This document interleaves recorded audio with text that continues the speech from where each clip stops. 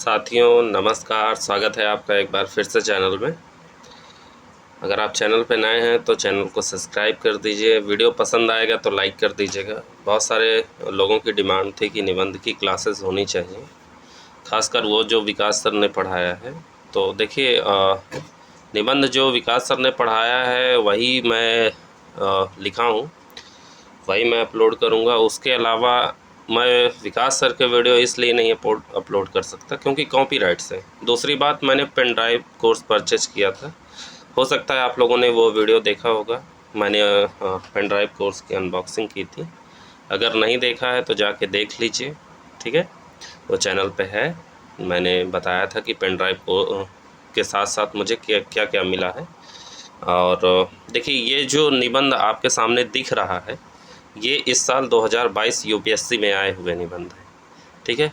तो आज की वीडियो की शुरुआत हम इसी तरह से कर रहे हैं कि आने वाले समय में हम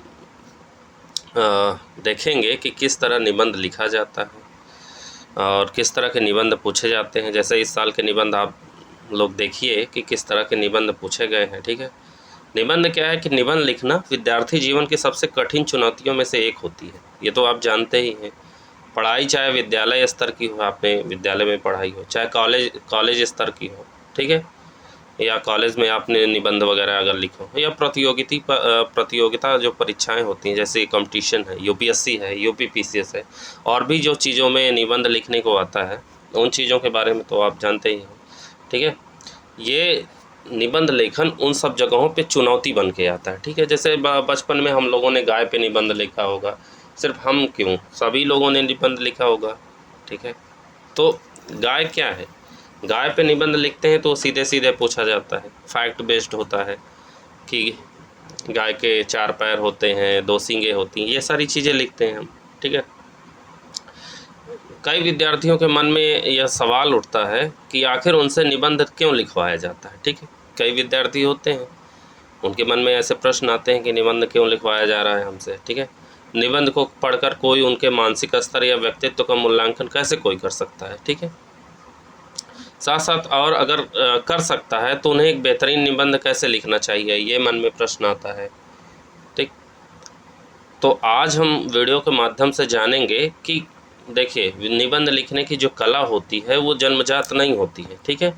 इसे क्या है, इसे कठोर अभ्यास के माध्यम से, ठीक, सही किया जा सकता है। अगर हम जो है रेगुलर आंसर राइटिंग करते हैं जैसे मेंस लिखने के लिए, उसी तरह निबंध के भी हम लोग प्रयास करेंगे तो हम बहुत अच्छा निबंध लिख पाएंगे। अगर आप ठान लेंगे कि आपको प्रभावशाली निबंध लेखक बनना है तो 1-2 महीने के निरंतर और रणनीतिक अभ्यास से आप निश्चय ही इस सपने को साकार कर लेंगे, ठीक है।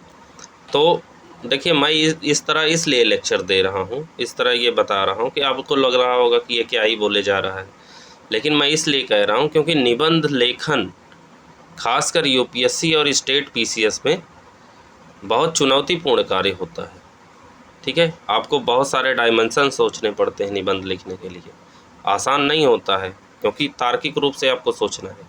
जैसे देखिए, इस साल के जो निबंध पूछे गए हैं खंड ए और खंड बी से, ठीक है, प्रत्येक एक विषय से चुनकर 2 निबंध लिखना होता है हमको। कितना? 2 निबंध। ये तो आप जानते ही हैं। लगभग 1000 से 1200 शब्द में लिखना होता है, ठीक है। 125 जो है नंबर का एक होता है और दोनों 250 नंबर के होते हैं, ये तो आप लोगों को पता ही होगा, राइट। तो 2022 में जो निबंध पूछे गए हैं वो देख लेते हैं कि किस प्रकार के निबंध पूछे गए हैं, ठीक। देखिए, 2022 में हम लोगों को जो निबंध मिले हैं वो है, पहला निबंध पूछा गया था आर्थिक समृद्धि हासिल करने के मामले में वन सर्वोत्तम प्रतिमान है, ठीक है। आर्थिक समृद्धि हासिल करने के मामले में वन सर्वोत्तम प्रतिमान है। Forests are the best case studies for economics excellence. अब देखिए, सेक्शन में बटा होता है, कुछ निबंध मूर्त विषय पे होते हैं, कुछ अमूर्त विषय पे होते हैं। जैसे देखिए, इकोनॉमिक्स से आया है तो ये मूर्त है, ठीक है, जिसके बारे में हम सोच पढ़ते हैं, समझ सकते हैं, ठीक है। दूसरा है, कवि संसार के अनधिकृत रूप से मान्य विधायक होते हैं। Poets are the unacknowledged legislature of the world. अब ये अमूर्त विषय है। क्यों? क्योंकि इसके विषय में कहीं पे कोई बुक में फैक्ट वगैरह नहीं दिए गए हैं, तो हमको जो है इसके बारे में अपने हिसाब से सोचना है और लिखना है। तीसरा दिया गया था कि इतिहास वैज्ञानिक मनुष्य के रोमानी मनुष्य पर विजय हासिल करने का एक सिलसिला है। History is a series of victories own by the scientific man over the romantic man. ठीक है, तो इस तरह के अगर निबंध आते हैं, ये भी अमूर्त विषय पे है। ठीक है, अमूर्त विषय पे है। अमूर्त प्लस मूर्त दोनों आप कह सकते हैं, अमूर्त भी है और मूर्त भी है, क्योंकि इतिहास से भी कुछ घटनाएं हमको लेके लिखना होगा। चौथा है जहाज बंदरगाह के भीतर सुरक्षित होता है, परंतु इसके लिए तो वह होता नहीं। ठीक है, पूछा यह गया था कि जहाज जो होता है वो जहाँ बंदरगाह होता है, ठीक है, जिसे हार्बर कहते हैं, वो वहाँ पे सेफ़ होता है, लेकिन जहाज जो है बंदरगाह के लिए तो बना नहीं है, वो बीच समंदर के लिए बना हुआ है। ठीक, तो a ship is harbour is safe but that is not the what ship is for. ठीक है, लेकिन वो जो है बंदरगाह उसके लिए तो होता नहीं है, वो समुंदर में गोते लगाता है, घूमता है, टहलता है, चक्कर लगाता है, तब पता चलता है कि उसकी कितनी हैसियत है। तो ये चारों सेक्शन ऐसे पूछे गए थे। ये भी जो है अमूर्त विषय पे पूछा गया है। ठीक है, अमूर्त विषय पे पूछा गया है निबंध। आगे देख लेते हैं। ज़्यादातर ये होता है कि अमूर्त और मूर्त दो तरह से जो है निबंध पूछे जाते हैं। खंड बी से देखिए क्या पूछा गया है। खंड बी से पूछा गया है छप्पर मरम्मत करने का समय तभी होता है जब धूप खिली हुई हो। अब देखिए सीधे सीधे अमूर्त विषय पे संबंधित है। ठीक है, ठीक है, आप इसके बारे में जितना सोच सकते हैं। The time to repair the roof is when the sun is shining. ठीक है, अब आप जितना डायमेंशंस है आपके सोचने के तरीके, ठीक है, उस तरह सोच सकते हैं। अगला निबंध था आप उसी नदी में दोबारा नहीं उतर सकते। You can not step twice in the same river. ये कुछ कथन वैसा है कि आप एक नदी में दोबारा नहीं नहा सकते हैं। ठीक, इस तरह का निबंध पूछा गया है। अगला है, ये भी जो है अमूर्त विषय पे है। ठीक है, तीसरा है हर असमंजस के लिए मुस्कुराहट ही चुनिंदा साधन है। आई smile is the chosen vehicle for ambitious जो है, तो ये भी हमारा अमूर्त विषय पे है। ठीक, केवल इसलिए कि आपके पास विकल्प है, इसका यह कदापि अर्थ नहीं कि उनमें से किसी को भी ठीक होना ही होगा। ठीक, ये भी अमूर्त विषय है। लास्ट ईयर क्या हुआ था 2021 में जब निबंध के पेपर आए, तो उसमें एक को छोड़ के बाकी सारे अमूर्त। तो अब हमको ये ध्यान देने की ज़रूरत है कि यूपीएससी किस तरह के प्रश्नों को पूछ रहा है। ज़्यादातर अमूर्त इसलिए पूछ रहा है क्योंकि अब आप सोचिए, हर किसी व्यक्ति का निबंध अलग अलग होगा, जो भी लिखेंगे सबका अलग अलग होगा। तो यूपीएससी अब ये चाहता है, आपको सिलेक्शन तब देगा जब आपके निबंध में दूसरों के निबंध की अपेक्षा क्या पॉइंट, क्या फैक्ट रखे गए हैं, कितना आप जानते हैं, इन संसार को कितना अच्छे तरीके से समझ सकते हैं, शब्दों को कितना अच्छा निचोड़ सकते हैं, पकड़ सकते हैं। Just because you have a choice it does not mean that any guy of them has to be right. ठीक है, तो ये इस तरह के हमारे निबंध पूछे जाते हैं, जैसा कि आप देख रहे हैं। तो इसी को देखते हुए अब हम निबंध की क्लासेस की चर्चा परिचर्चा शुरू करेंगे। जानेंगे कि निबंध लेखन कैसे किया जाता है, किन किन विषयों पे निबंध होता है। ठीक, साथ ही साथ जानेंगे कि जो आए हुए निबंध हैं पुराने में, उन निबंधों को कैसे लिखा जाए। ठीक है, एक दो निबंध हम लिख के भी देखेंगे। और अगर आपके मन में कोई प्रश्न है, कोई क्वेरीज है, तो आप मुझसे पूछ सकते हैं, उसका जवाब अवश्य मिलेगा। आप टेलीग्राम चैनल को ज्वाइन कर सकते हैं मेरे, ठीक है, या तो आप इंस्टाग्राम पे मैसेज कर सकते हैं, आपको वहाँ रिप्लाई मिल जाएगा, या तो आप मुझे फेसबुक पे मैसेज कर सकते हैं, वहाँ रिप्लाई मिल जाएगा। कमेंट सेक्शन में कुछ पूछना है पूछ सकते हैं। बस आपको करना ये है कि ये जो क्लासेस हैं पूरी तरह से निःशुल्क हैं। आपको बस चैनल को सब्सक्राइब करना है, वीडियो को लाइक करना है और शेयर सभी के साथ करना है, जिससे सभी को ये क्लासेस मिल जाएं। ठीक, तो चलिए आज के हम टॉपिक को शुरू करते हैं। आज हमारा पहला लेक्चर है निबंध का। ठीक है, जैसे आप देख रहे हैं यहाँ से निबंध की शुरुआत होती है, पहला लेक्चर है। ठीक है, इसी तरह लेक्चर वाइज मैं जो है एक एक लेक्चर करके वीडियो अपलोड करूँगा जिससे आपको समझ में आए, क्योंकि बहुत ज़्यादा बड़े लेक्चर हो जाएंगे तो समझना भी थोड़ा मुश्किल हो जाएगा। ठीक, तो आइए शुरू करते हैं। देखिए, निबंध क्या है कि सबसे पहले हम यह समझने की कोशिश करते हैं कि एक विधा के रूप में, मतलब विधा मतलब क्या होता है, जेनर।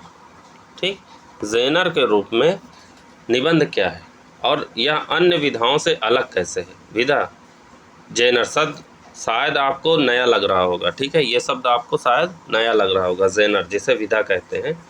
इसका अर्थ होता है साहित्य, संगीत या कला की विशेष शैलियों से होता है। ठीक है, इसका अर्थ जो होता है, उदाहरण के लिए कहानी, उपन्यास, नाटक, निबंध, लेख और समीक्षा विभिन्न विधाओं के उदाहरण होते हैं। ठीक है, किसी विधा में उतरने से पहले बेहतर होता है कि उसके चरित्र को ठीक से समझ लिया जाए।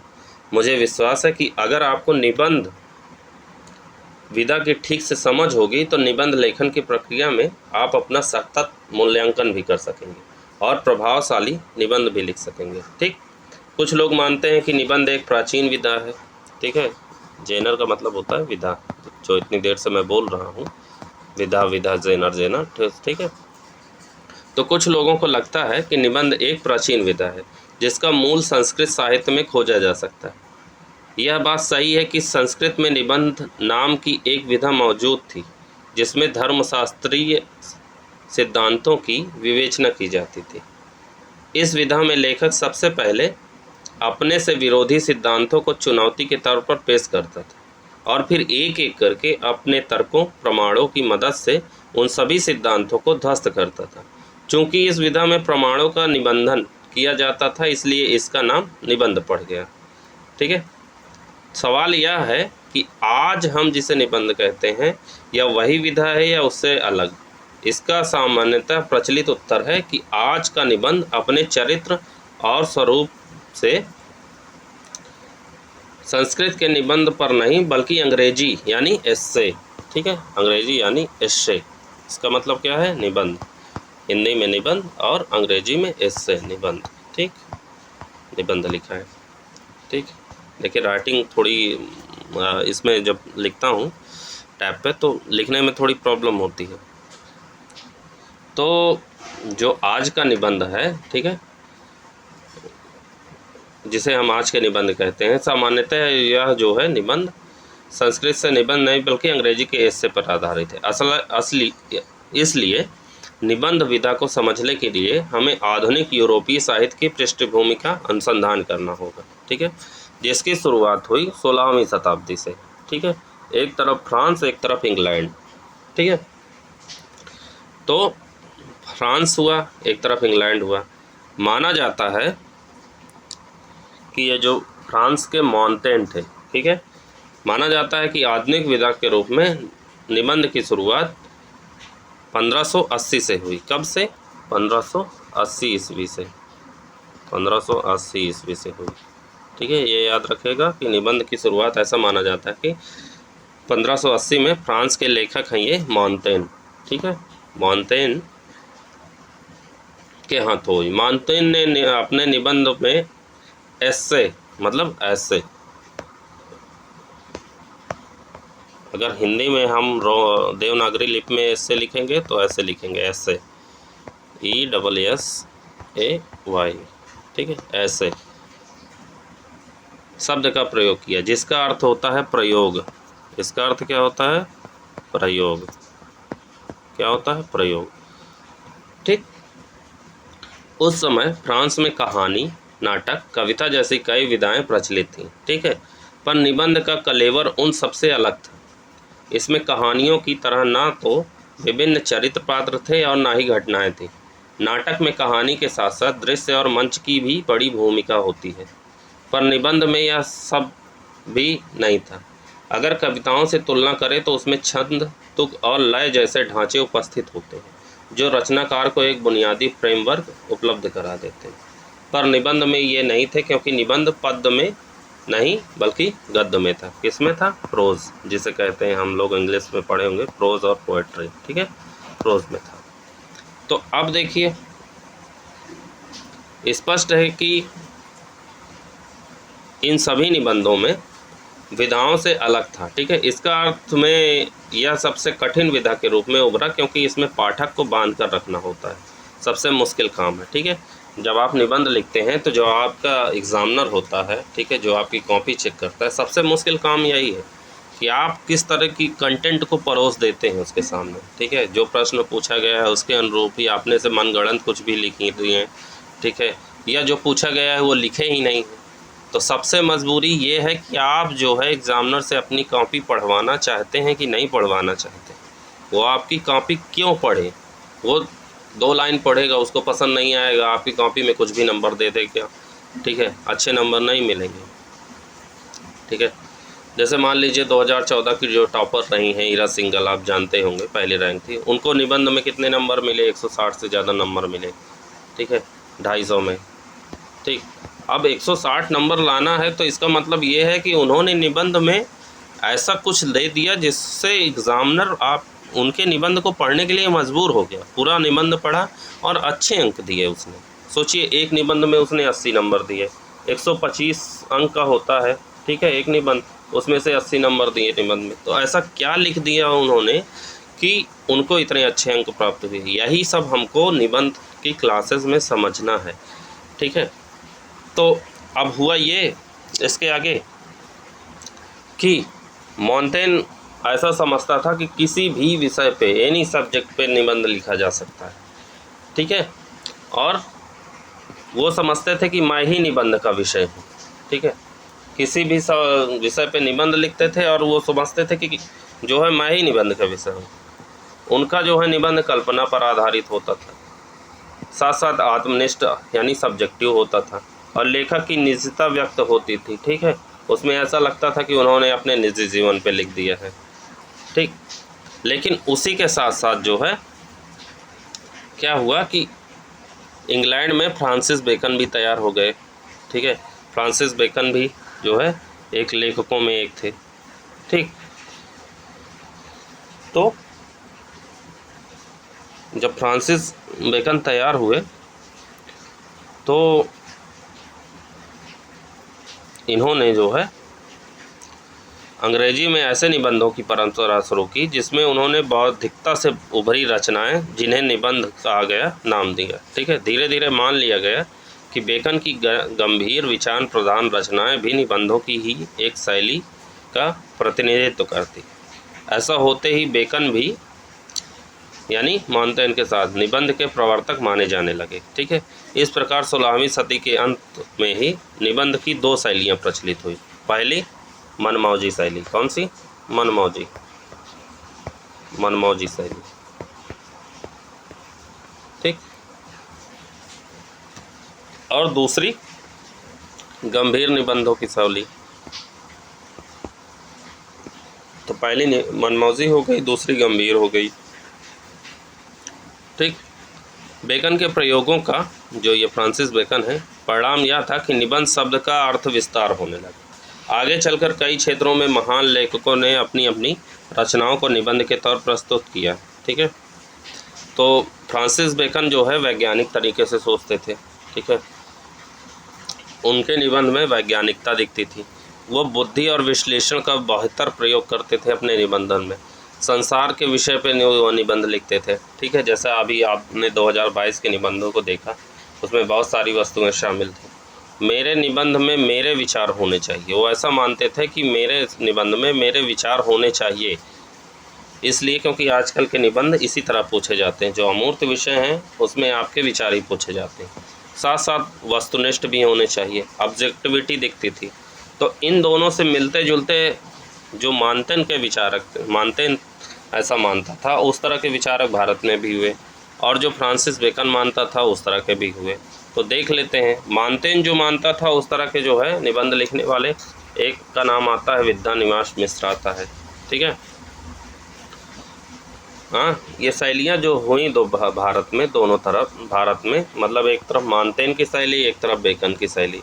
तो मोंटेन की शैली में जो निबंध लिखते थे वो विद्यानिवास मिश्र हैं, उसमें हजारी प्रसाद द्विवेदी हैं जिन्होंने कूजज नाम का निबंध लिखा, कुबेर नाथ राय हैं, प्रताप नारायण मिश्र हैं जिन्होंने जो है ता और दा जैसी शब्दों पे भी निबंध लिख डाले।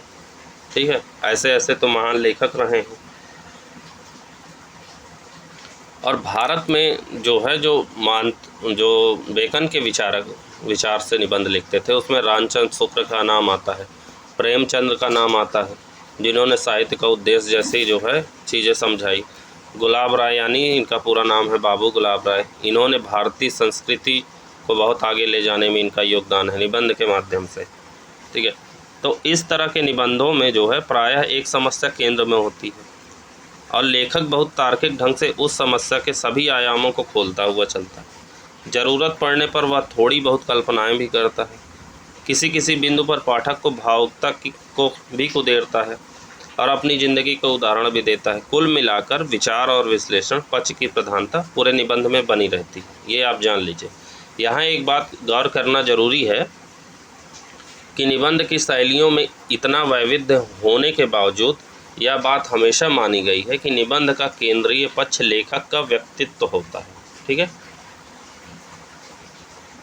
मतलब जिस तरह का निबंध लिखेगा उसमें लेखक के विचार साफ साफ झलकते हैं, वह चाहे भावनाओं के रूप में व्यक्त हो या विचारों के रूप में हो। निजी जीवन के उदाहरणों में दिखे या लेखक के दर्शन विचारधारा के रूप में केंद्र में व्यक्तित्व ही रहता है और यह व्यक्तित्व तो सीधे सीधे पाठक के सामने आता है, क्योंकि निबंध में कोई ओट या छाल ढाल नहीं होती। ठीक है, उपन्यास कहानी का लेखक खुद को चरित्र पात्रों के माध्यम से व्यक्त करता है और बीच बीच में छिप जाता है, पर निबंध लेखक तो हर समय पाठक के सामने ही होता है, वह भी बिना किसी पर्दे के। ठीक है, ये हमको जानने की ज़रूरत है, क्योंकि आगे चल के हम निबंध की क्लासेस को इसी तरह समझ पाएंगे। ठीक है, अगर हम यह सोचें कि सिविल सेवा परीक्षा या अन्य परीक्षाओं में किस प्रकार के निबंध की अपेक्षा की जाती है, तो इसका सामान्य उत्तर है विचार प्रधान निबंध की। ठीक है, हाँ, यह जरूर है कि कुछ निबंध ऐसे भी पूछे जाते हैं जिसमें कल्पनाएं अपनी भूमिका निभाती है, जैसे अंतरिक्ष का तीव्र आकर्षण। ठीक है, एक निबंध पूछा गया था, क्या पूछा गया था? अंतरिक्ष का तीव्र आकर्षण। ठीक है, तो इस तरह के जब निबंध पूछे जाते हैं, यहाँ यह भी ध्यान रखना चाहिए कि कल्पनाएं अमर्यादित, अनियंत्रित या उत्खल न हो। ठीक है, मतलब खराब न हो। आप जो लिखते हैं सटीक सही उत्तर लिखिए। ठीक है, वे विचारों के अनुशासन के भीतर ही गुथी हुई हो। अगर जितनी हमने अभी तक चर्चा की, उस संपूर्ण चर्चा के आधार पर हम यह निष्कर्ष निकालना चाहें कि निबंध क्या है, तो मैं कहूँगा कि निबंध किसी विषय पर लिखी गई ऐसी गद्यात्मक रचना है जिसमें लेखक कहानी, घटनाओं या चरित्रों को बिना सीधे या अपने विचारों, भावों और कल्पनाओं के साथ पाठक के समक्ष उपस्थित होता है। निबंध का केंद्रीय तत्व है लेखक का व्यक्तित्व। क्या? लेखक का व्यक्तित्व।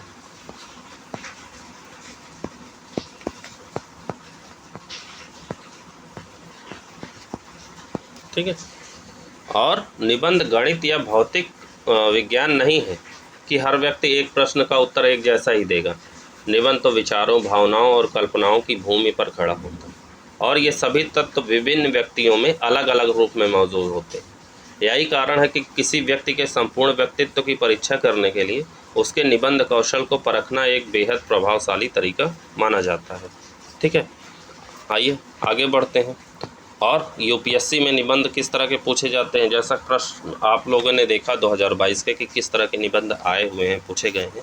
तो यूपीएससी में जो निबंध पूछे जाते हैं, दो तरह के पूछे जाते हैं। एक तो मूर्त पूछे जाते हैं, कंक्रीट, और दूसरा होते हैं अमूर्त यानी अब्स्ट्रैक्ट। ठीक है, अब मूर्त विषयों में किस तरह के रहते हैं? ज्ञानेंद्रियों से प्राप्त कोई भी विषय, ठीक है, जो दुनिया में दिखता हो मूर्त विषय हो, जैसे social, political, geological, environmental, economics, international relation, इस तरह की जो चीज़ें होती हैं वो मूर्त विषय हैं। ठीक है, अभी जैसे मैंने ऊपर जो 2022 के निबंध आए हुए थे उसमें मैंने बता दिया कि ये किस पर आधारित है, मूर्त पे या मूर्त पे। आप वीडियो पीछे करके देख सकते हैं। साथ साथ अमूर्त विषय क्या होते हैं, जिस पे निबंध सबसे ज़्यादा आजकल पूछे जा रहे हैं, हमको इसी पे वर्क करना है। ठीक है, इसी को पे वर्क करना है और सोचना है। तो इसमें जो है मूर्त विषयों पे केवल विचार होते हैं, यानी कल्पना का विषय होता है, ठीक है, जिसमें आपको सोचना है ज़्यादा से ज़्यादा क्या क्या डायमेंशंस हो सकते हैं निबंध के।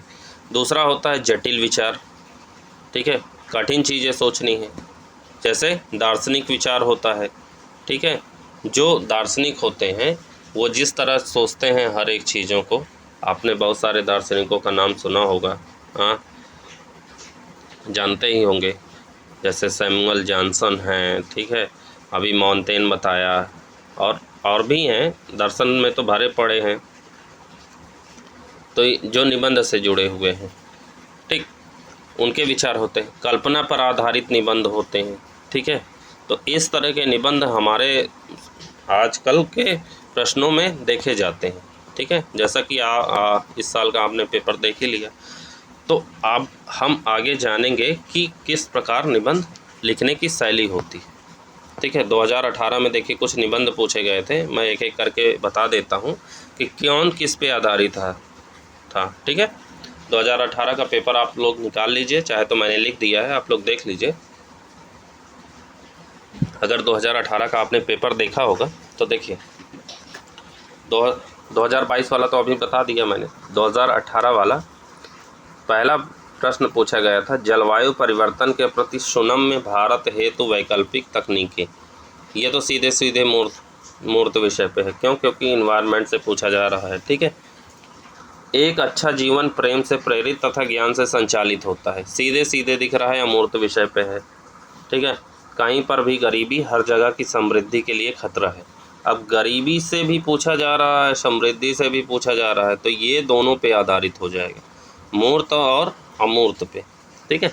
अगला पूछा गया था, भारत के सीमा विवादों का प्रबंधन एक जटिल कार्य है। सीमा विवाद इंटरनेशनल रिलेशन से है, तो ये मूर्त विषय है, ठीक।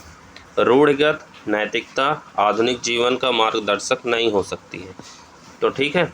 रूढ़िगत नैतिकता, रूढ़िगत तो हो गया हमारा मूर्त विषय, नैतिकता को भी हम जानते ही हैं, मार्गदर्शक नहीं हो सकती है, तो मूर्त और अमूर्त ये दोनों विषयों पे था, ठीक। आगे बढ़ते हैं। अगला है अतीत मानवीय चेतना तथा मूल्यों का स्थायी आयाम, जो कि अमूर्त पे आधारित था, ठीक। अगला है जो समाज अपने सिद्धांतों के ऊपर अपने विशेषाधिकारों को महत्व देता है, वह दोनों से हाथ धो बैठता है, ठीक है। ये पूरी तरह विचार से जो है, और ये वाला विचार और चेतना से संबंधित था, तो दोनों अमूर्त विषय थे, ठीक है। अगला है यथार्थ आदर्श के अनुरूप नहीं होता बल्कि उसकी पुष्टि करता है, यह भी अमूर्त विषय है, देख ही रहे हैं, अमूर्त पे आधारित है। तो आप प्रश्नों को देख लीजिए कि किस तरह जो है अमूर्त पे आधारित जो है विषय ज़्यादा पूछे जा रहे हैं, आप देख ही सकते हैं, 1 2 3 4, ठीक है, 4 प्रश्न तो सीधे सीधे अमूर्त हैं, बाकी आप देख ही रहे हैं कि 1 2 प्रश्न अमूर्त प्लस मूर्त से पूछे जा रहे हैं, और बचे 2 जो कि मूर्त विषय पे हैं। तो अब इसी चीज़ को समझने की ज़रूरत है कि सबसे ज़्यादा अमूर्त विषय पे पूछे जा रहे हैं, क्योंकि यूपीएससी हमसे चाहता है कि हम जो है अपने हिसाब से निबंध लिखें, ठीक, अपने से सोच के निबंध लिखेंगे। अब देखिए निबंध के 4 प्रकार बताए गए हैं, ठीक है, 4 टाइप्स ऑफ निबंध, ठीक है। जिस तरह निबंध की कोई निश्चित परिभाषा नहीं होती है, वैसे ही निबंध के प्रकार भी तय नहीं है, ठीक। वैसे जो है कुछ लोग शैली के आधार पर निबंध के प्रकार बताते हैं, तो कुछ विषय वस्तु के आधार पर अलग अलग विद्वानों ने निबंध के इतने प्रकार बताए हैं कि सभी के एक साथ जोड़ने से यह संख्या 100 के आसपास पहुंच जाएगी। अपने प्रयोजन की दृष्टि से हमें निबंध के 4 प्रकारों को समझ लेना चाहिए, ठीक है। पहला है वर्णनात्मक निबंध, कौन सा, वर्णनात्मक निबंध, ठीक। दूसरा है कथात्मक निबंध, ठीक है, कथा पर आधारित। तीसरा है विश्लेषणात्मक निबंध या विचार प्रधान निबंध, कौन सा, विश्लेषणात्मक या विचार प्रधान निबंध, ठीक है। और चौथा है कल्पनात्मक निबंध, या अब देखिए यही है अमूर्त निबंध, कल्पनात्मक या अमूर्त निबंध, जिस पे हमें सबसे ज़्यादा काम करने की ज़रूरत है, इसी पे मतलब कल्पना पर आधारित निबंध हमसे पूछे जाते हैं। ठीक, ये हमें ध्यान रखने की ज़रूरत है। ठीक, अब देखिए क्या होता है कि जहाँ तक विद्यालय की शुरुआती कक्षाओं की बात है, ठीक है, विद्यालय में क्या होता है, हम लोग जब बच्चे रहते हैं उस समय पढ़ते हैं, बच्चों से उम्मीद की जाती है कि कौन सा निबंध लिखें, वर्णनात्मक, ठीक है, वर्णन पर आधारित। जैसे वर्णन पर आधारित का सीधा मतलब है कि पूछी गई विषय वस्तु को विशेषताओं का उल्लेख कर देना। इस उम्र के बच्चों से गहरे विश्लेषण या कल्पना आदि की उम्मीद नहीं की जाती। उदाहरण के लिए उत्तर भारत के अधिकांश बच्चे अपने जीवन का पहला निबंध किस पे लिखते हैं, गाय पे लिखते हैं। किस पे लिखते हैं, गाय पे। आपने भी लिखा होगा गाय पे निबंध। इस विषय पर उनसे जो है वर्णनात्मक निबंध की अपेक्षा की जाती है। इसी शैली के कारण बच्चे कुछ ऐसे वाक्य पर लिखते हैं जैसे गाय की 2 आँखें, 4 टांग होती है, उसकी 1 पूँछ होती है, वह दूध देती है, वह शांत स्वभाव की होती है।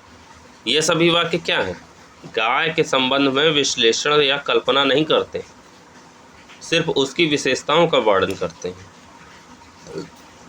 मतलब वो हो गया वर्णनात्मक निबंध। ठीक है, बहुत छोटे बच्चों से इससे ज़्यादा उम्मीद करना भी उचित नहीं होता। ठीक है, वो क्या ही कल्पना पर आधारित निबंध लिख सकेंगे। उनसे ऐसे निबंध इसलिए लिखवाए जाते हैं ताकि इन्हीं के बहाने उनकी चिंतन या भाषाई क्षमताएं बढ़ें और धीरे धीरे वो विश्लेषण की ओर अग्रसर हों। जैसे दीपावली, ईद, मेरी पहली बस यात्रा, रेलवे स्टेशन का एक दृश्य जैसे निबंध भी इसी वर्ग में शामिल है। ठीक है, जब बच्चे कुछ बड़े हो जाते हैं तो उनसे जो है कथात्मक या कल्पना प्रधान निबंध लिखवाए जाते हैं। जैसे यदि मैं भारत का प्रधानमंत्री होता, इस निबंध में वर्णन नहीं है, कल्पना की अपेक्षा है। ठीक है, बच्चों से उम्मीद की जाती है कि वे कल्पना के स्तर पर खुद को देश के प्रधानमंत्री के रूप में देखें और बताएं कि अगर उन्हें यह अवसर मिला होता तो वह क्या विशेष करते। मेरे सपनों का भारत, अगर ईश्वर हमारे सामने आ जाता, यदि भारत और पाकिस्तान का विभाजन नहीं होता, जैसे विषय भी इसी प्रकृति के हैं और प्रायः मध्यम बच्चों से पूछे जाते हैं। ठीक है, कक्षा 6 से लेकर 12 तक के 10 तक के बच्चों से ऐसे निबंध पूछे जाते हैं। फिर जैसे जैसे वह बच्चा बड़ा हो जाता है, उसकी दिमागी क्षमताएं पैनी हो जाती हैं। ठीक है, तो अब वह सिर्फ वर्णन और कल्पना तक सीमित न रहकर विचार व तार्किक विश्लेषण करने लगता है। ठीक है, विचार करने लगता है, तार्किक विश्लेषण करने लगता है। ठीक है, यही कारण है कि कॉलेज के विद्यार्थियों से प्रायः जो है विचार प्रधान विषयों पर निबंध पूछे जाते हैं। ठीक, जैसे एक निबंध जो ज़्यादा पूछा जाता है वो निबंध कौन सा है, केवल राजनीतिक अधिकार महिलाओं की स्थिति में सुधार नहीं ला सकते हैं। ठीक है, इस पे निबंध पूछ लिए गए। यह पश्चिमीकरण और आधुनिकीकरण समानार्थक नहीं है, इस पे निबंध पूछ लिया गया। इन विषयों पर लिखने के लिए ज़रूरी यह होता है कि लेखक न सिर्फ उस विषय से जुड़े तथ्यों को ठीक से जानता हो, बल्कि यह भी कि उसके पास अपनी बात रखने के लिए ठोस तर्क हो। वह विषय के पक्ष और विपक्ष में ठोस तर्क श्रृंखला प्रस्तुत कर सके और इस पूरे द्वंद्वात्मक विधान को संतुलित निष्कर्ष तक पहुंचा सके। ये हमें समझने की आवश्यकता है। ठीक है, अब जो हमारा ये चौथा प्रकार का निबंध है, कल्पनात्मक निबंध या अमूर्त निबंध। ठीक है, अमूर्त निबंध। ठीक है, अब अमूर्त शब्द का अर्थ क्या होता है, अगर हम पूछें कि अमूर्त शब्द का अर्थ क्या होता है, तो अमूर्त शब्द का अर्थ होता है वह जिसे इंद्रियों से अनुभव ना किया जा सके, सिर्फ बुद्धि से समझा या विचारा जा सके। ठीक है, उदाहरण के तौर पर श्रेष्ठ व्यक्ति, क्या श्रेष्ठ व्यक्ति, श्रेष्ठ व्यक्ति, श्रेष्ठ व्यक्ति दिया है। श्रेष्ठ व्यक्ति अनुभव का विषय हो सकता है, पर श्रेष्ठता की अवधारणा जो होती है, व्यक्ति श्रेष्ठ हो सकता है, लेकिन जो श्रेष्ठता की अवधारणा है वही अमूर्त है। क्या है, वही अमूर्त है। व्यक्तियों के रूप में गांधी और मार्क्स मूर्त हैं, पर उनकी विचारधाराएं गांधीवाद और मार्क्सवाद क्या हैं, अमूर्त हैं। अब गांधीवाद और मार्क्सवाद तो आप पढ़े ही होंगे, वो भी यहाँ पढ़ाने की आवश्यकता नहीं है। गौरतलब है कि अमूर्त विषय सामान्य जीवन की घटनाओं तथा तथ्यों से सीधे तौर पर नहीं जुड़े होते और लेखक से चरम स्तर की तर्क विश्लेषण और कल्पना संबंधी क्षमताओं की उम्मीद करते हैं। यदि ऊपर बताए गए विचार प्रधान निबंधों के किसी विषय जैसे केवल राजनीति, अधिकार, महिलाओं की स्थिति में सुधार नहीं ला सकते, जैसे मैंने बताया अभी पीछे, से तुलना करें तो बात ज़्यादा स्पष्ट हो जाएगी। आप सब सहमत होंगे कि ऊपर दिया गया जो कथन है कि केवल, मैं लिख ही देता हूँ क्योंकि बार बार मैं बताऊँगा तो प्रॉब्लम होगी। देखिए, निबंध है केवल राजनीतिक अधिकार,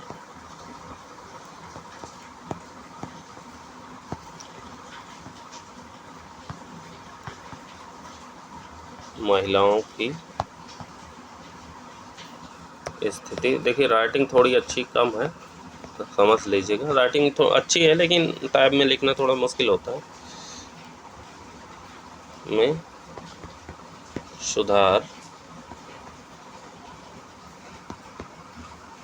नहीं ला सकते।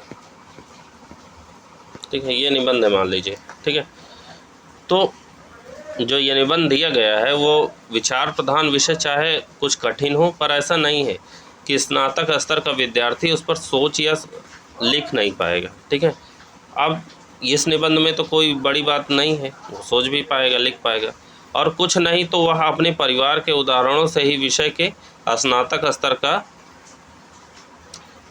लिख और सोच पाएगा, ये तो जानते ही हैं। ठीक है, अब अपने घर के विषय, घर मतलब परिवार का उदाहरण से तार जोड़ लेगा और अपनी नैसर्गिक विश्लेषण क्षमता का प्रयोग करके कुछ ना कुछ तो लिख ही देगा। किंतु जो विषय अमूर्त होते हैं उनमें कई बार यह सुविधा होती है कि आप रस्सी के एक सिरे को पकड़कर उसके रेसे खोलते चले जाएं। उदाहरण के लिए सिविल सेवा परीक्षा में पूछा गया एक अमूर्त विषय था, एक प्रश्न पूछा गया था कि आगे वो प्रश्न आएगा जब हम आगे के लेक्चर देखेंगे। निष्काम बौद्धिक जिज्ञासा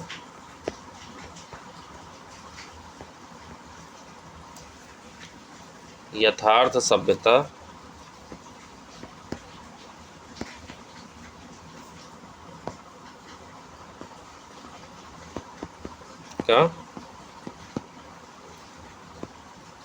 का है ये। ठीक, जीवन रस है। ठीक है, ये निबंध पूछा गया था। कहने की ज़रूरत नहीं है कि अगर आपकी अमूर्त चिंतन कर सकने की क्षमता बहुत परिपक्व और पैनी नहीं है तो आप इस विषय पर कलम चलाने में तनाव महसूस करेंगे। ठीक है, नए नए जो विद्यार्थी होते हैं ऐसे विषयों पर घंटे सोचते रहने के बाद भी कुछ लिखने में परेशानी महसूस करते हैं। अब सवाल है कि सिविल सेवा परीक्षा में अभ्यर्थी से कैसे निबंध की अपेक्षा की जाती है। अगर हम पिछले 2-3 वर्षों के प्रश्न पत्रों को देखें तो कहा जा सकता है कि आजकल संघ लोक सेवा आयोग निबंध के प्रश्न पत्र के माध्यम से आपकी क्षमताओं की परीक्षा लेना चाहता है, जैसे मैंने अभी पीछे बताया। ठीक, गौरतलब है कि आपको 2 वर्गों से एक एक विषय पर निबंध लिखना होता है। एक वर्ग में लगभग सभी विषय विचार प्रधान होते हैं जिन्हें आप सामान्य अध्ययन की जानकारियों के आधार पर अपनी लेखन क्षमता का सदुपयोग कर आसानी से लिख सकते हैं। पर दूसरे वर्ग में प्रायः सभी विषय अमूर्त यानी कल्पना प्रधान प्रकृति के होते हैं। संभवतः संघ लोक सेवा आयोग की वर्तमान नीति यह है कि उम्मीदवार के चिंतन व लेखन कौशल को मूर्त तथा अमूर्त दोनों प्रकार के विषयों से परखा जाए। ठीक है, तो आगे बढ़ते हैं, आगे देखते हैं कि निबंध में अमूर्त जो विषय होते हैं वो चिंतन कला और प्रस्तुति कला पे होते हैं। ठीक है, चिंतन कला और प्रस्तुति कला, और मूर्त विषय क्या होते हैं, ज्ञान पर आधारित, विश्लेषण पर और प्रस्तुति शैली पर, अभी जैसे मैंने बताया। ठीक, अब यूपीएससी के पेपर में चुनौतियाँ क्या क्या हो सकती हैं। हमें ये समझने की खास ज़रूरत है कि यूपीएससी के पेपर में चुनौतियाँ क्या क्या हो सकती हैं। जैसे हम देख रहे हैं यूपीएससी के पेपर में कुछ चुनौतियाँ हो सकती हैं। जैसे पहला हो सकती है चुनौती कि सही विषय को चुनना। पहली हमारी यही चुनौती है। देखो, एक कहावत है, सही विषय को चुनना। तो एक कहावत है कि well begun is half done. आपने ये कहावत सुनी होगी, well begun is half done. ठीक, well begun is half done. इसका मतलब ये हुआ कि निबंध का सही विषय का अगर चुनाव कर लिया जाए तो आधी जंग जिता सकता है। ठीक, अगर अपनी अभिरुचि और जागरूकता के अनुकूल विषय सही चुन लिया जाए तो उस पर एक अच्छा निबंध लिखे जाने की संभावना कहीं और अधिक बढ़ जाती है। अतः विषय जो चुना जाता है उस पर जो है किन बातों का ध्यान रखना चाहिए, आइए उस पर बात करते हैं। पहली बात तो ये है कि जिस विषय को के संदर्भ में आपको अच्छी जानकारी हो उसे चुनना हमेशा बेहतर होता है। जैसे मीडिया पर अपनी ठीक समझ होने के चलते परीक्षा में एक पूछा गया था कि क्या स्टिंग ऑपरेशन निजता पर प्रहार है, विषय चुन लीजिए। ठीक है, अगर मान लीजिए कोई ऐसा आता है, ठीक है, साहित्य, दर्शन, भूगोल, विज्ञान, संस्कृति, इतिहास आदि विभिन्न क्षेत्रों की अच्छी समझ रखने वाले अभ्यर्थी अपनी समझ और जागरूकता के क्षेत्र का चुनाव कर सकते हैं। ठीक, दूसरा क्या हो सकता है सही विषय चुनने में? दूसरा हो सकता है कि विषय चुनते वक्त किसी विषय से नज़दीकी या जुड़ाव को महत्व दे सकते हैं। यदि आप किसी विशेष क्षेत्र में रुचि रखते हैं और उसे पढ़ते हैं तो इसका अर्थ यह है कि आप उस विषय क्षेत्र से जुड़ाव है। ठीक है, मिसाल के तौर पर महिला और बाल विकास पे अगर आपकी रुचि है, हाँ, तो आप उस विषय को चुन सकते हैं, आप उसे चुनने में अच्छे अंक प्राप्त कर सकते हैं। तीसरा क्या हो सकता है, ठीक है, सही विषय चुनने में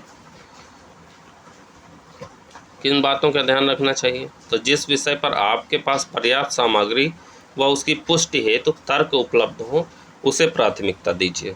ठीक है, निबंध लेखन के अभ्यास के दौरान जिस विषय पर कभी निबंध लिखा हो और यदि उससे मिलता जुलता निबंध ही परीक्षा में आ जाए तो उसे चुना जा सकता है। ठीक है, और अब दूसरा क्या हो सकता है? दूसरा हो सकता है विषय को ठीक से समझना। ठीक है, पहला तो हमने देख लिया कि किस तरह हम जो है सही विषय को चुनाव करें।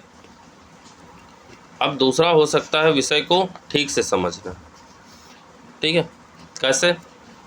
निबंध लेखन की प्रक्रिया में दूसरी चुनौती यह होती है कि परीक्षार्थी विषय को ठीक उसी रूप में समझे जिस रूप में प्रश्न पत्र बनाने वाले ने उसे सोचा था। सामान्यतः यह चुनौती बहुत जटिल नहीं होती।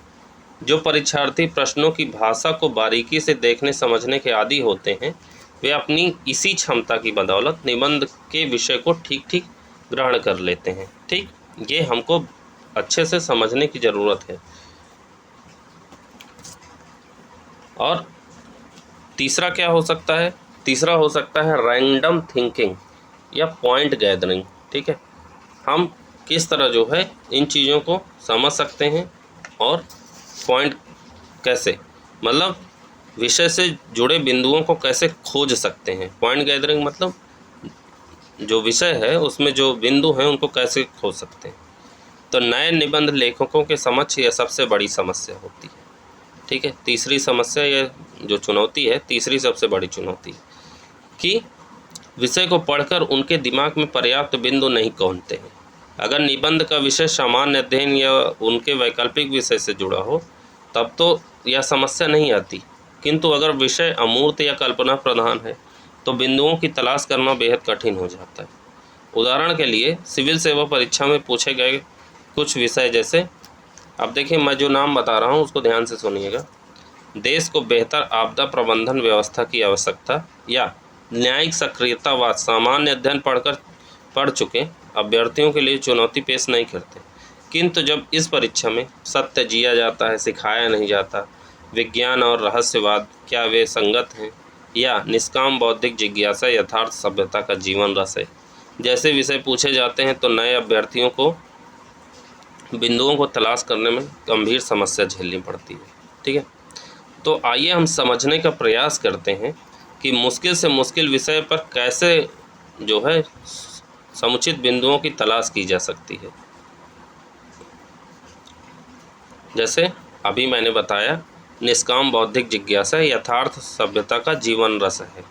ठीक है, स्वाभाविक है इस विषय को देखकर एक नए विद्यार्थी के मन में अचानक कोई भाव या विचार नहीं पनपेगा, किंतु अगर हम कुछ चरणों के माध्यम से इस विषय पर विश्लेषण करें तो अचानक इतने सारे बिंदु इकट्ठा हो जाएंगे कि हमें उनमें से कुछ कम महत्वपूर्ण बिंदुओं को छोड़ना पड़ेगा। ठीक है, आगे बढ़ते हैं। तो आगे जानते हैं कि इनमें हम क्या कर सकते हैं। अगर हम पॉइंट गैदर करते हैं तो जैसे पूछा गया है निबंध, मैं आपको एक बार लिख के बता देता हूँ।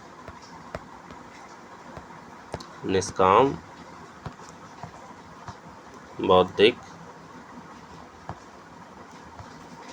जिज्ञासा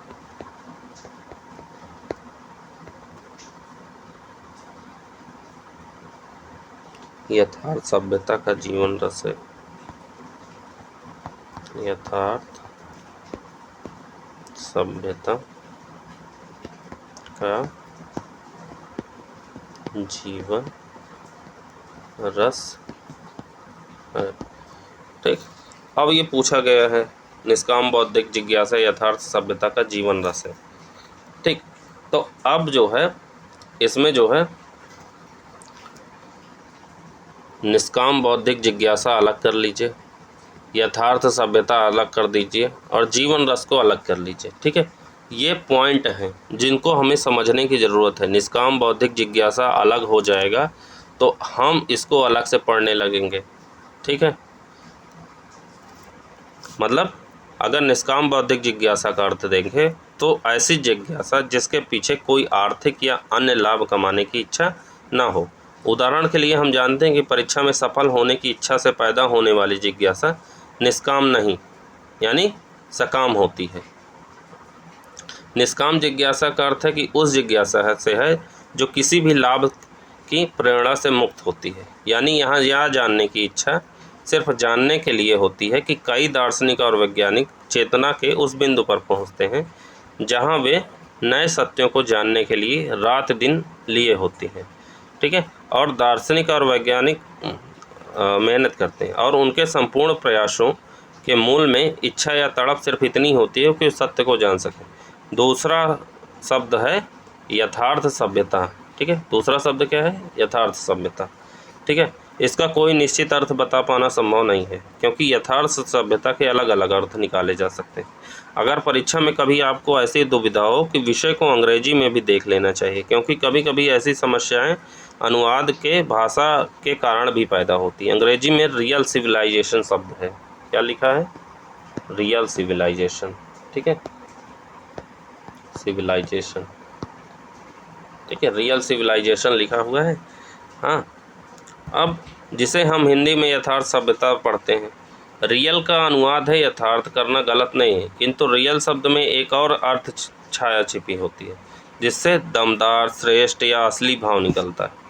जैसे हम किसी को कहें कि he is a real man, तो यहाँ रियल का अर्थ यह नहीं है कि वह एक वास्तविक या यथार्थ पुरुष है, बल्कि यह उसके गुणों का समूह जिनकी अपेक्षा साधारणतया पुरुषों में की जाती है शेष पुरुषों से काफ़ी ज़्यादा है। इस विषय में भी रियल बेहतर साबित होता है। ठीक है, तीसरा शब्द युग्म है हमारा जीवन रस। क्या है? जीवन रस। क्या है? जीवन रस। ठीक है, जो कि लाइफ ब्लड का हिंदी अनुवाद है। कहने की ज़रूरत नहीं है कि जीवन रस से तात्पर्य उस मूल शक्ति से है जिसकी वजह से कोई सभ्यता जीवित रहती है। अब अगर इन सभी अर्थों का मिलाकर हम एक अर्थ निर्धारित करें तो वह है श्रेष्ठ सभ्यताएं जिस मूल शक्ति की वजह से श्रेष्ठ बनती हैं, वह है निष्काम बौद्धिक जिज्ञासा। सरल शब्दों में क्या कहें तो वही सभ्यताएं विकास की प्रक्रिया में आगे बढ़ती हैं जो अपने शब्दों को ज़्यादा से ज़्यादा जिज्ञासु होने की प्रेरणा देती हैं। ठीक, तीसरा है, चौथा है हमारा पॉइंट, सिनॉप्सिस यानी निबंध की रूपरेखा तैयार करना। अब देखिए, निबंध की रूपरेखा कैसे तैयार की जाए, ठीक है, इस पे भी काम करने की हमें आवश्यकता है, क्योंकि ये नहीं अगर हम समझेंगे तो कैसे करेंगे। ठीक है, अब सिनॉप्सिस कैसे तैयार किया जाए, तो उसके लिए जो है बिंदुओं के एकत्रित हो जाने के बाद अगली चुनौती है व्यवस्थित करना, यानी निबंध की रूपरेखा तैयार करना। इस व्यवस्थित ढांचे को हम निबंध की रूपरेखा कह सकते हैं। इसका उद्देश्य होता है कि आपने जिन बिंदुओं को तलाशा है उन्हें महत्व और विषय की मांग की दृष्टि से सही क्रम में समायोजित कर लिया जाए।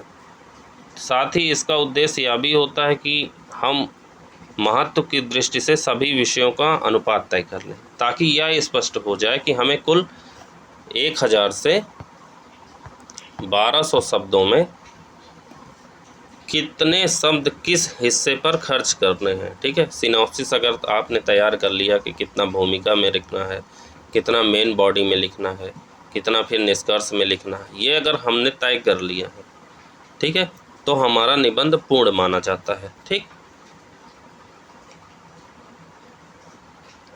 ऐसा नहीं है कि जो आप रूपरेखा तैयार करेंगे आपका पूरा निबंध हूबहू उसी के अनुसार विकसित होगा। सृजनात्मक लेखन की प्रक्रिया में यह बहुत स्वाभाविक होता है कि लिखते लिखते आपको कुछ बेहतरीन बिंदु सूझ जाएं। ठीक है, और कभी कभी चिंतन व लेखन में ऐसा प्रवाह कायम हो जाता है कि बंधी बंधाई रूपरेखा दरकने लगती है। अगर आप अपनी रूपरेखा से 10 से 20% तक विचलित होते हैं तो उसकी बिल्कुल चिंता न करें, यह स्वाभाविक भी है और ज़रूरी भी।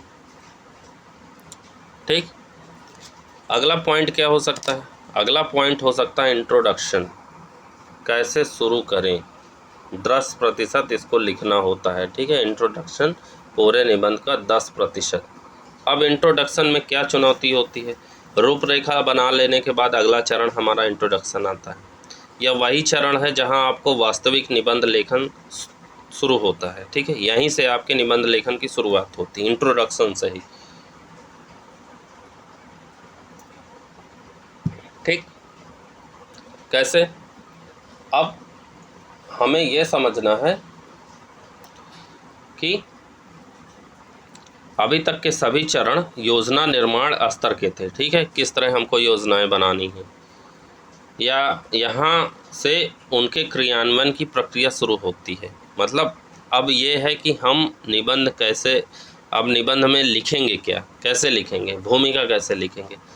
एक अर्थ में भूमिका निबंध के सबसे महत्वपूर्ण हिस्सा होती है। ठीक है, क्योंकि इसी से तय होता है कि जो आपका एग्जामिनर है, परीक्षक है, जो आपकी कॉपी जांच रहा है, को आपके निबंध में रुचि महसूस होगी या नहीं होगी। अगर भूमिका कमज़ोर हो तो वह इस बात का पूरा खतरा होता है कि परीक्षक आगे का निबंध नहीं पढ़ेगा, और पढ़ेगा तो अनमने ढंग से पढ़ेगा। इतना ही नहीं, भूमिका पढ़कर अगर उसकी यह पूर्व धारणा बन गई कि उम्मीदवार जो है निबंध लिखने में कमज़ोर है, तो शेष पूरे निबंध में अच्छी अभिव्यक्त करने के बावजूद पूर्ण धारणा बन गई, अगर जो है उसने सोच लिया कि आपने इंट्रोडक्शन ही इतना कमज़ोर दिया है तो आगे का निबंध कैसे हो जाएगा, तो उसके मन में ऐसी चीज़ें बैठ जाएंगी कि आपका पूरा निबंध का जो है अच्छा नहीं लिखा गया है, तो आपको नुकसान हो जाएगा। ठीक है, या आप जो है परीक्षा के ऊपर नकारात्मक प्रभाव डाल देगा। ठीक है, लेकिन अगर इसके विपरीत एक आकर्षक भूमिका अगर आप लिखते हैं तो परीक्षक को बाध्य कर देगी कि वह आपके निबंध को पूरी रुचि और संजीदगी के साथ पढ़े। ठीक है, बहुत से विद्यार्थियों को भूमिका लिखने में गंभीर तनाव से गुजरना पड़ता है। ठीक है, वे कहते हैं कि एक बार भूमिका लिख लेने के बाद तो वे बिजली की गति से निबंध लिख लेते हैं, और भूमिका लिखने में उनका बहुत सारा समय व्यर्थ हो जाता है, और उसके बाद भी उन्हें अपनी भूमिका से यह संतोष नहीं हासिल होता कि जो होना चाहिए था। इस तनाव से बड़ी वजह यह है कि भूमिका की अवधारणा को लेकर विद्यार्थियों में तरह तरह की भ्रांतियां फैली हुई हैं। संक्षिप्त चर्चा के माध्यम से हम पहले यही समझने का प्रयास करते हैं कि भूमिका क्या है और क्या नहीं। साथ ही इस प्रश्न पर भी गौर करते हैं कि परीक्षक आपसे किस तरह की भूमिका की उम्मीद करते हैं। ठीक, भूमिका के संबंध में सबसे बड़ी भ्रांति यह है कि इसमें संक्षेप में वही बातें लिखी जानी चाहिए जो आप निबंध के शेष हिस्से में लिखने वाले हैं। यह एक ऐसी गलतफहमी है जो बहुत सारे विद्यालयों और महाविद्यालयों तक फैली हुई है। सच यह है कि ऐसे निबंध में एक ही बात का दोहराव होता है, उनमें परीक्षा की रुचि नहीं बनती। ठीक है, आपने देखा होगा, जैसे आपने मान लीजिए ग्रेजुएशन में जो निबंध लिखा, तो सारे विद्यार्थी एक ही जैसा निबंध लिखेंगे। तो जो परीक्षक होता है वो आपकी कॉपी को जब देखता है ऐसे इस हाल में, तो वो सीधे सीधे क्या करता है, सभी विद्यार्थियों को एक जैसे नंबर दे देता है ना। आपने देखा ही होगा, सभी विद्यार्थियों को एक जैसे नंबर मिल गए। अब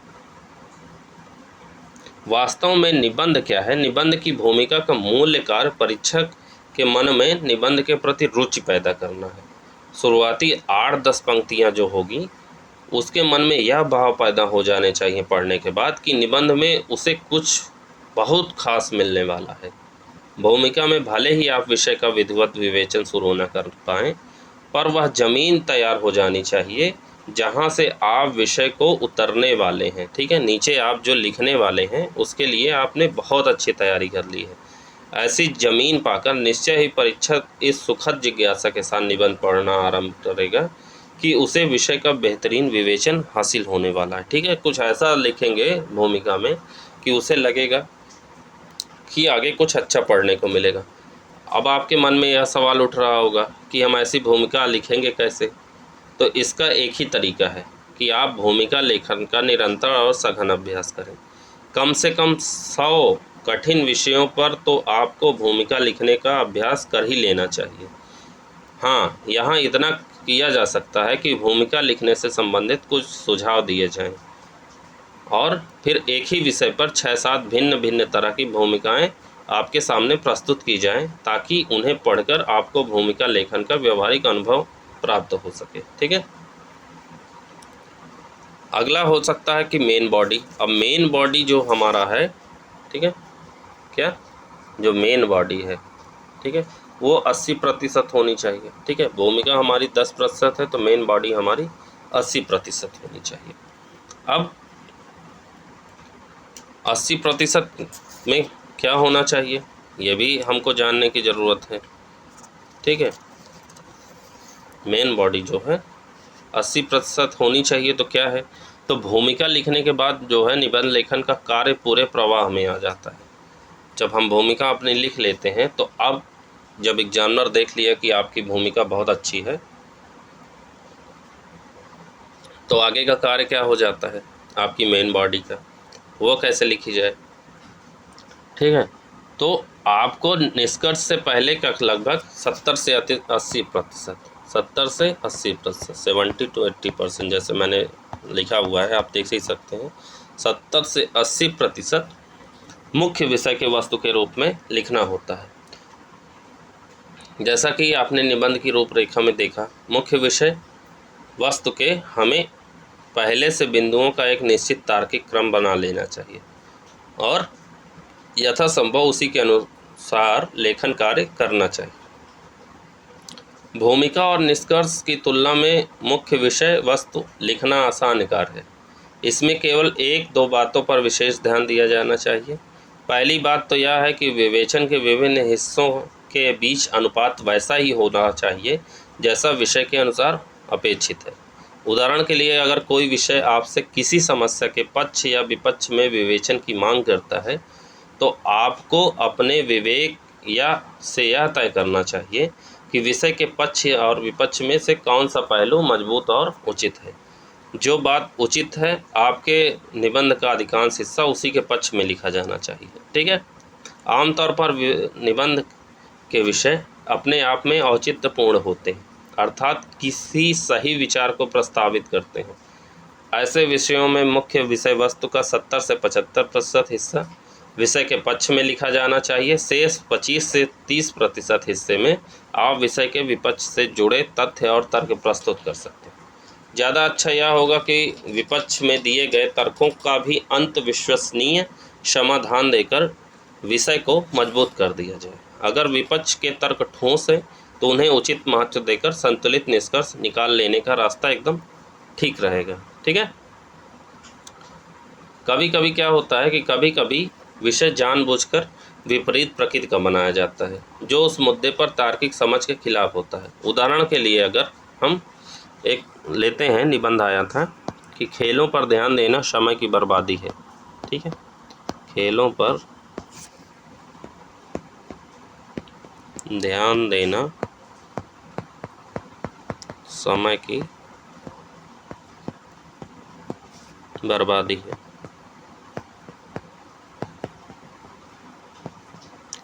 अब अगर जो है जैसा विषय पूछा जाए तो दरअसल परीक्षक यह देखना चाहता है कि आप विषय के विरुद्ध लिखने का साहस दिखाते हैं या नहीं। ऐसे विषय में आपकी मुख्य विषय वस्तु का अनुपात भी बदल जाना चाहिए। शुरुआत में 10 से 20% हिस्से में आपको यह समझना चाहिए कि ऐसा विचार देने वाले लोग किन वजहों से ऐसी बातें कहते हैं। उनके तर्कों को सामने रखने के बाद धीरे धीरे उन्हें खारिज करते हुए आपको उसी निष्कर्ष पर पहुंचना चाहिए जो दरअसल तार्किक कसौटी पर खरा उतरता है।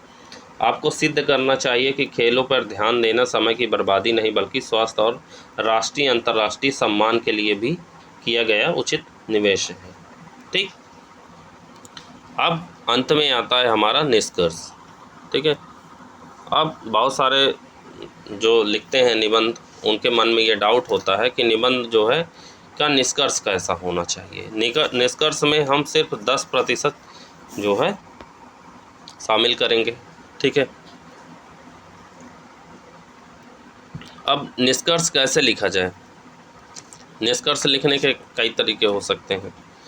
ठीक, मुख्य विषय वस्तु लिख लेने के बाद निबंध का अंतिम चरण लिखने की चुनौती सामने आती है जिसे हम निष्कर्ष कहते हैं। ठीक, क्योंकि निष्कर्ष भी भूमिका की तरह अत्यंत महत्वपूर्ण भूमिका निभा सकता है। अब आपने मान लीजिए भूमिका लिख लिया, अच्छा, मेन बॉडी लिख लिया, अच्छा, लेकिन जब निष्कर्ष की बारी आई तब आप अच्छा नहीं लिख पा रहे हैं, ना ही लिख रहे हैं, तो वही होगा कि परीक्षक के मन में यही आएगा कि जो है अभ्यर्थी ने तो बहुत अच्छा किया लेकिन अंत में आके बेचारा अटक गया। तो इसका कारण क्या हो सकता है। तो इसका अर्थ जो है तो निष्कर्ष का महत्व भूमिका से भी अधिक होता है, क्योंकि निबंध के अंत तक पहुंचते पहुंचते प्रायः जो है जो परीक्षक है निबंध के शुरुआती हिस्से की बातों को भुला चुका होता है। ठीक है, 1200 शब्द होते हैं, अब उसको पढ़ते पढ़ते पीछे की कई सारी चीज़ें भूल गई।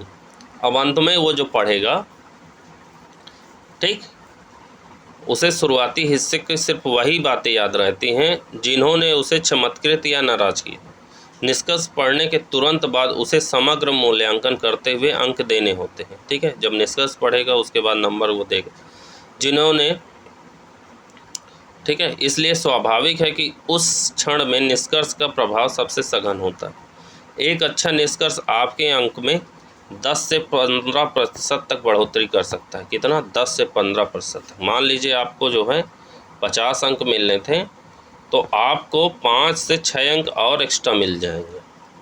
ठीक है, 5 से 6। अगर आपका निष्कर्ष बहुत अच्छा है तो निष्कर्ष के बारे में बिंदुवार सुझाव देने से पहले मैं इस प्रश्न पर चर्चा करना चाहूँगा कि अच्छे निष्कर्ष की बुनियादी पहचान क्या होती है। मेरी राय में एक अच्छा निष्कर्ष परीक्षक की भावनाओं को छू लेने वाला होना चाहिए। मतलब उसका कलेजा एकदम चीरता हुआ जाना चाहिए, उसके दिमाग को हिट नहीं करना, क्योंकि वो आपसे बहुत बुद्धिमान है। आपसे पहले बहुत सारी कॉपियाँ जांच चुकी है, आपकी कॉपी से पहले उसने इतने सारे निबंध चेक किए हैं, इतने सारे आंसर राइटिंग चेक किए हैं कि उसका दिमाग खूब तेज़ है। लेकिन आप ऐसा कुछ लिखिए निष्कर्ष में जो सीधे उसके दिल को हिट करे। ठीक है, और पूर्णतः यह एहसास एक अच्छे निष्कर्ष की आधारभूत पहचान है। ठीक, ऐसा नहीं होना चाहिए कि वो जो है आपके निबंध पढ़ के आपके नंबर काट लें, क्योंकि आप माइनस मार्किंग का प्रावधान है, आप जानते ही हैं। ठीक है, अच्छे निष्कर्ष की पहचान यह भी होती है कि उसे पढ़ते ही एक पूर्णता जैसा एहसास हो कि मैंने जैसे आपने इंट्रोडक्शन लिखा, मेन बॉडी लिखा, कंक्लूज़न आपने सही नहीं लिखा, तो इसका मतलब हमारा निबंध पूर्ण नहीं हुआ। ठीक है, इसी तीनों पे काम करने की आवश्यकता है। यही है निबंध। ठीक है, जैसे जिस प्रकार भूमिका खत्म होते ही परीक्षा को जिज्ञासा से भर जाना चाहिए, वैसे ही निष्कर्ष पूरा होते ही उसे एहसास हो जाना चाहिए कि चर्चा या बहस अपने मुकम्मल अंत तक पहुंच गई है और इसके बाद कुछ भी लिखे या कहे जाने की ज़रूरत नहीं बची है। पूर्णता का यह एहसास एक अच्छे निष्कर्ष की आधारभूत पहचान है, जिसके लिए आपको निरंतर अभ्यास करना चाहिए। ठीक है, कुछ लोग बताते हैं कि निष्कर्ष में उन्हीं बातों का सार रूप से प्रस्तुत किया जाना चाहिए जो आपने निबंध के मुख्य भाग में लिखे हैं। ठीक है, मेरी राय में ऐसे निष्कर्ष सामान्यतः प्रभावशाली नहीं होते, क्योंकि उनमें परीक्षक जो है को दोहराव के कारण बोझिलता महसूस होती है।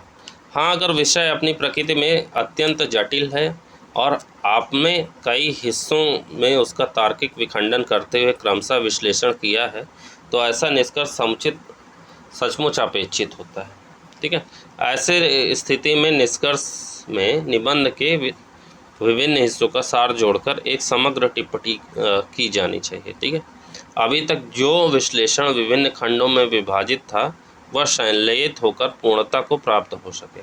ऐसे जटिल विषयों को छोड़ दें तो मेरा सामान्य सुझाव यही है कि आप निष्कर्ष लेखन में अनावश्यक दोहराव से बचें और कुछ मौलिक तथा मर्मस्पर्शी टिप्पणी करें। ठीक है, अब अंत में आता है हमारा जो है, जब हमारा निष्कर्ष लिख जाएगा तो क्या करेंगे, निबंध का पुनरीक्षण करना, रिव्यू करना। अब आपने लिख लिया है, ठीक है, निष्कर्ष तो हो गया आपका, लेकिन बचा क्या अंत में, तो निबंध का पुनरीक्षण करना, रिव्यू करना है आपको निबंध का, कि हमने जो निबंध लिखा है उसमें कहीं कोई गलती तो नहीं है। कोशिश ये रहे कि गलती ना करें, काट दें। ठीक है, हाँ, और इस चरण की उपयोगिता भी यही है कि जब निबंध लिखने के बाद भी आपके जो है पास जो है टाइम बचा हो, ठीक है, तो बेहतर होगा कि निबंध लेखन का अभ्यास करते हुए आप अपने समय का विभाजन इस प्रकार करें कि निबंध लिख लेने के बाद भी आपको लगभग 5 से 10 मिनट का समय उसके पुनरीक्षण के लिए मिल जाए। अगर एक से अधिक निबंध लिखे जाने हैं तो प्रत्येक निबंध के लिए 5 मिनट मिल सके, ऐसी योजना बनाई जानी चाहिए। फिर भी अगर किसी कारण आप निबंध लेखन के बाद भी इतना समय ना बचा सकें तो तनाव ना लें, यह चरण अनिवार्य नहीं है, सिर्फ वांछनीय है। इसके बिना भी आप आसानी से काम चला सकते हैं। अब जैसे मान लीजिए 3 घंटे का समय है, 3 घंटे के समय में आपको जो है 2400 शब्द लगभग लिखने हैं। अब 2400 शब्द जो है 3 घंटे में अगर पूरे कर लेते हैं, 3 घंटे से पहले 10 मिनट 15 मिनट पहले पूरे हो जाते हैं, तो आप कोशिश करिए कि आप दोनों निबंधों का एक बार जल्दी जल्दी अवलोकन कर लीजिए कि कहीं कोई पाई मात्रा में गड़बड़ी तो नहीं है, कोई अंडरलाइन अगर इम्पोर्टेंट शब्द करने हैं तो कर दीजिए। अगर नहीं आपके पास समय बचा है तो कोई बात नहीं, आप उसे छोड़ सकते हैं। ठीक, अब जैसे आगे निबंध किस प्रकार लिखना है, तो देखिए एक निबंध है, जैसे मान लो हमको निबंध लिखना है मैं पे निबंध लिखना है। धीरे धीरे जब आप निबंध लेखन शैली पढ़ लेंगे, पूरी तरह से सारे वीडियो आप देख लेंगे, तो आप किसी भी विषय पे निबंध लिख पाएंगे, किसी भी विषय पे। जैसे मैं पे निबंध लिखना है, हाँ, तो मैं का पहले क्या हो जाएगा, अर्थ समझेंगे। ठीक है, अर्थ में जो है मैं का अर्थ कोई व्यक्ति भी हो सकता है, हाँ, व्यक्ति विशेष हो सकता है। मैं का मतलब समय भी हो सकता है, मैं समय हूँ। नदी भी हो सकता है, ठीक है, मैं नदी हूँ, ऐसे। दूसरा, उसका विस्तार करेंगे। ठीक है, विस्तार करते हुए मैं के बारे में कुछ भी लिख सकते हैं। जैसे मैं का अर्थ घमंड भी हो सकता है, स्वार्थ हो सकता है। स्वार्थ में जैसे जिसके अंदर स्वार्थ था, 2 तरह का स्वार्थ हो गया। महात्मा गांधी ने मैं का अर्थ जो है स्वार्थ के रूप में जब लिया तो उन्होंने अच्छा काम किया। एडोल्फ हिटलर ने लिया तो उसने बुरा काम किया। ठीक है, सेल्फ परसेप्शन मतलब मैं का अर्थ में सेल्फ परसेप्शन भी हो सकता है, जिसमें आत्मक्षमी मतलब आत्मविश्वास का कम होना या ज़्यादा होना। ठीक है, वो भी मैं हो गया। मैं नहीं होने पर शोषण के शिकार हुए। ठीक है, कुछ लोग जो है मैं नहीं होने पर, जिनके अंदर जो है स्वार्थ भावना नहीं थी, वो लोग शोषण का शिकार हो गए, ठीक है। वो लोग अधिकारों के प्रति सजग नहीं थे, इस वजह से जो है शोषण के शिकार हो गए, ठीक।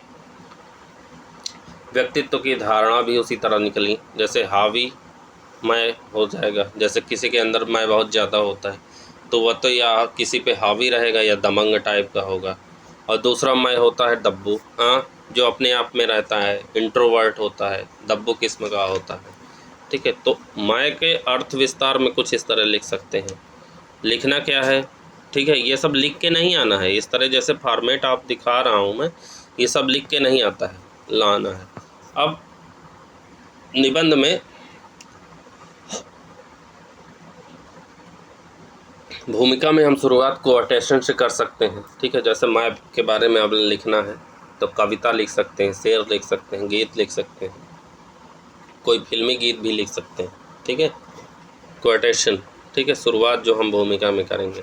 कोई कथन लिख सकते हैं किसी महान व्यक्ति का, कोई ऐसा कथन जो आपको याद आ रहा हो मैं से संबंधित, किसी महान व्यक्ति का। किसी फिल्म का डायलॉग भी लिख सकते हैं, कोई फिल्म का डायलॉग अगर आपको याद आ रहा है तो कमेंट करके बताइए कि मैं पे जो है कौन सा डायलॉग याद आ रहा है। मैं पे जो है कोई डाटा लिख सकते हैं, इंडेक्स लिख सकते हैं, जीवन में संतोष का स्तर जो है। अब जैसे एक जो है कोटेशन में शुरुआत यहाँ से कर सकते हैं, जब मैं था तब हरी नहीं, अब हरी है मैं नाही, ठीक है, मैं पे आधारित है। प्रेम गली अति साकरी, जामे दो न समाई, जब मैं था तब हरी नहीं, अब हरी है मैं नाही, प्रेम गली अति साकरी, जामे दो न समाई, कबीरदास ने लिखा है, ठीक। तो मैं पे ये शुरुआत कर सकते हैं। अहम ब्रह्मास में लिख के शुरुआत कर सकते हैं, ये उपनिषद से लिया गया है। अन अलहक लिख सकते हैं सूफियों द्वारा, ये सब का अर्थ मैं ही होता है, ठीक है, मैं से शुरुआत। आई एम द स्टेट, मैं ही राज्य हूँ, लुईस 16वां ने कहा था, ठीक है, ये भी मैं से शुरुआत है। मेरा मुझ में कुछ नहीं, जो कुछ है सो तोड़, तेरा तुझको सौंपता क्या लागे है मोर, ये भी कबीर ने लिखा था, ये मैं भी से संबंधित है, ठीक है। जिसमें अभी मैंने बताया ऊपर, जैसे देख लीजिए कि व्यक्ति विशेष हो सकता है, समय हो सकता है, नदी हो सकती है, ठीक है। घमंड के लिए, स्वार्थ के लिए यूज़ किया गया, ठीक है। सेल्फ प्रस्पेक्शन, आत्म छवि के लिए यूज़ किया गया। हावी या दबंग टाइप के या दब्बो टाइप के जो है, ठीक। तो इस तरह जो है मैं के कुछ, जैसे एक जो है लिखा गया था, चार्ल्स हटन कूले ने लिखा था इसे, कि I am not what I think I am, I am not what you think I am, I am what I think you think I am. मैं वह नहीं हूँ जो मैं सोचता हूँ कि मैं हूँ, मैं वह भी नहीं हूँ जो तुम सोचते हो कि मैं हूँ, मैं वह हूँ जो मैं सोचता हूँ कि तुम सोचते हो कि मैं हूँ, ठीक है। इसे चार्ल्स हटन कूले ने लिखा था, यह भी मैं के बारे में है, ठीक है। तो इस तरह के भी निबंध पूछे जा सकते हैं। कोई दार्शनिक या फिलासफर थिंकर के बारे में जो है अगर लिखना हो तो लिख सकते हैं, मैं के बारे में जो लिखा हो, ठीक है। अब चौथा, हम मैं के निबंध में या किसी भी निबंध में क्या इन 7 बातों को याद रखना है, ठीक है, 6 बातों को, 5 डब्लू और 1 एच को हमेशा याद रखना है। कोई भी निबंध लिखते समय 5 डब्लू 5 और एच 1, इन चीज़ों को याद रखना है। 5 डब्लू कौन, क्या, ठीक है, क्या मतलब वाट, इसमें स्वार्थ, अहंकार, सेल्फ परसेप्शन, आत्मा, समय, नदी, ऐसी चीज़ों को शामिल कर सकते हैं क्या में। कौन में क्या शामिल हो सकता है, कौन में शामिल हो सकता है किसी में ज़्यादा किसी में कम, मैं का अर्थ, ठीक है। जैसे अहंकार, अहंकार में महात्मा गांधी के अंदर कम, हिटलर के अंदर ज़्यादा, दोनों ने अलग अलग मैं का उपयोग किया। कब मतलब व्हेन।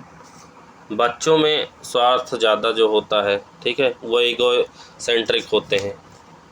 कैसे, आप किसी बच्चे से चॉकलेट मांग के देखिए, आपको पता चल जाएगा कि उनके अंदर मैं कितना भरा हुआ। ये है कि आपको वो बच्चा रेगुलर जानता ना हो, आपके घर का बच्चा ना हो, किसी दूसरे बच्चे से आप मांग के देखिए फिर आपको वो बच्चा दुश्मन समझेगा, वो आपको देगा नहीं, या कुछ भी ऐसी चीज़ जो वो रखा हुआ, ठीक है। लेकिन उम्र के साथ साथ स्वार्थ का विस्तार या नियंत्रण होता है। किसी किसी के अंदर जो है मैं का भाव बढ़ता जाता है, किसी किसी के अंदर कम होता जाता है। कहाँ? वेयर? मानव जगत या प्राणी जगत में ही मैं का जो है उपयोग किया जा सकता है, ठीक है। निर्जीव वस्तुओं में तो किया नहीं जा सकता है। क्यों? नैसर्गिक, सहज या परिस्थितियों से पैदा होता है, ठीक। कैसे? मनोवैज्ञानिक कारण हो सकता है या शारीरिक कारण हो सकता है, ठीक। आगे बढ़ेंगे।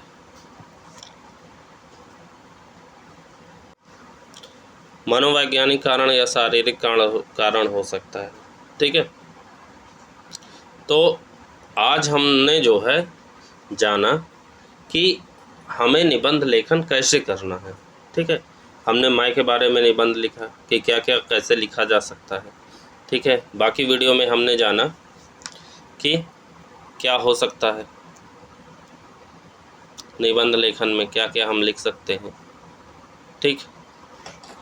जैसे कि हम शुरुआत कैसे करें, चुनौतियां क्या क्या हैं, और हमने क्या जाना, हमने जाना कि जो है निबंध के कौन कौन से विषय होते हैं, मूर्त होते हैं कि अमूर्त होते हैं, ये हमने जाना। साथ में जाना हमने कि किस तरह के स्ट्रक्चर होते हैं, मतलब कितने टाइप्स के निबंध होते हैं। उसके साथ साथ हमने जाना जो है कि 2018 में कौन कौन से निबंध आए थे। साथ साथ जाना कि निबंध की शुरुआत किससे हुई, ठीक है, कब से हुई, ठीक। और उसके साथ हमने देखा कि 2022 में जो निबंध पूछे गए थे वो किस तरह के थे, किस विषय पे आधारित थे, मूर्त विषय या अमूर्त विषय। तो आज का हमारा वीडियो यहीं तक है, ठीक। बाकी आगे जो कक्षाएं आएंगी निबंध की, उनमें हम जानेंगे कि निबंध का लेखन कैसे कैसे विषय आते हैं, उन विषयों में निबंध लेखन कैसे करना है। और वीडियो के जब आखिरी हमारा वीडियो रहेगा उससे 1-2 वीडियो पहले या जो है उसी वीडियो में हम लोग जानेंगे कि निबंध लेखन में कैसे लिखते हैं। पूरा हम लोग निबंध लिख के देखेंगे, ठीक है। मुझे उम्मीद है कि जब तक आप आखिरी सारे वीडियो देख लेंगे जिस दिन निबंध के, उस दिन तक में आप भी निबंध लेखन में काफ़ी आगे हो जाएंगे, आप बहुत अच्छा निबंध लिख पाएंगे, ठीक है। तो अगर आपको ये वीडियो पसंद आया है तो वीडियो को लाइक कर दीजिए, वीडियो सभी के साथ शेयर कर दीजिए, क्योंकि निबंध लिखना एक चुनौतीपूर्ण कार्य है जिससे सभी को मिल जाए। और ये वीडियो पूरी तरह निःशुल्क है, इसकी कोई भी फीस नहीं है। आपको सिर्फ एक हेल्प करनी है, वो है चैनल को सब्सक्राइब करना और वीडियो को लाइक करने का, ठीक है। बस इतनी मदद कर दीजिए, आपसे बस यही अपेक्षा की जाती है। बाकी आप स्वस्थ रहें, मस्त रहें, अच्छे से पढ़ाई करें, आपका सिलेक्शन हो जाएगा, ये मैं गारंटी देता हूँ। निबंध लेखन में आप अच्छा कर पाएंगे। निबंध लेखन के साथ साथ हमारी और भी कक्षाएं चल रही हैं जिसमें जो है टेस्ट सीरीज़ प्रोवाइड कराई जा रही है। अभी कुछ दिनों बाद मेंस की भी कक्षाएं शुरू होंगी, ठीक है। तो चलिए मिलते हैं नए वीडियो में नए टॉपिक के साथ। तब तक के लिए जय हिंद, जय Bharat, thank you so much.